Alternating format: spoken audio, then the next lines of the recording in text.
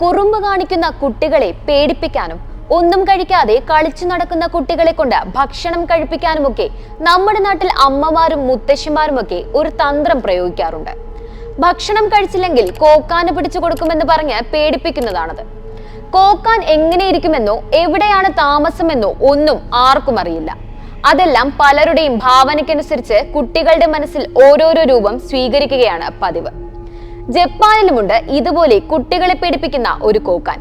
അവിടെ പക്ഷേ കുട്ടികളെ മാത്രമല്ല മുതിർന്നവരെയും ഭയപ്പെടുത്തും ടെക്കെ ടെക്കെ എന്ന പ്രേതം. അതിനെക്കുറിച്ച് പുസ്തകങ്ങളും സിനിമകളും വരെ വന്നിട്ടുണ്ട്.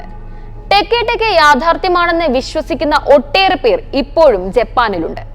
ഒരു നാടോടി കഥ പോലെ ആരുടെയോ ഭാവനയിൽ വിരിഞ്ഞതാണെന്ന് വിശ്വസിക്കുന്നവർ മറുവശത്തുമുണ്ട്.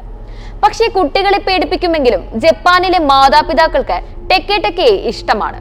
അതിന് പിന്നിലൊരു കഥയുണ്ട്. ജപ്പാനിൽ പണ്ടൊരു പെൺകുട്ടി ഉണ്ടായിരുന്നു. സുന്ദരിയായിരുന്ന ആ കുട്ടി ഒരു ദിവസം സ്കൂളിൽ നിന്ന് മടങ്ങുകയായിരുന്നു. റെയിൽ പാളത്തിലൂടെ നടക്കുന്നതിനിടെ ട്രെയിൻ വരുന്ന കാര്യം അവൾ അറിഞ്ഞില്ല. ട്രെയിൻ ഇടിച്ചു. കുട്ടി സമീപത്തേക്ക് തെറിച്ചു വീണു.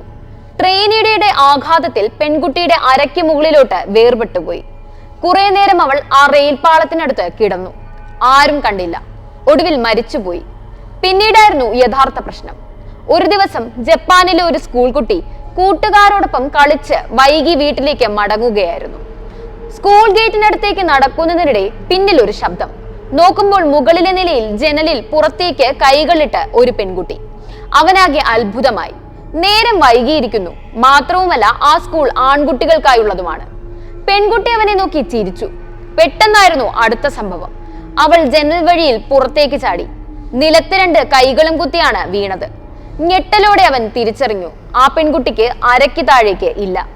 കൈകൾ രണ്ടും നിലത്തു കുത്തി ചാടിച്ചാടി അവന്റെ അടുത്തേക്ക് ഓടി വരികയാണ് അവൾ. ടെക്കെ ടെക്കെ ടെക്കെ എന്ന ശബ്ദമുണ്ടാക്കിയാണ് വരവ്. ഓടണമെന്നുണ്ടായിരുന്നു. പക്ഷെ പ്രതിമ പോലെ അനങ്ങാൻ പറ്റാത്ത അവസ്ഥയിലായിരുന്നു ആൺകുട്ടി. പെട്ടെന്ന് അവളുടെ കയ്യിൽ അരിവാൾ പോലെ വലിയൊരു ആയുധം. അത് വീശി ആ കുട്ടിയെയും അവൾ സ്വന്തം രൂപത്തിലേക്ക് മാറ്റി. വൈകാതെ ടെക്കെ ടെക്കയുടെ കഥ ജപ്പാൻ നിറയെ പരന്നു. പലയിടത്തു നിന്നും പേടിപ്പെടുത്തുന്ന പലതരം കഥകൾ വരാൻ തുടങ്ങി. എല്ലാത്തിലും ഒരു കാര്യം പ്രത്യേകം പറഞ്ഞിരുന്നു. സന്ധ്യയോടെയാണ് ടെക്കെ ടെക്കെ കുട്ടികളെ തേടിയിറങ്ങുക.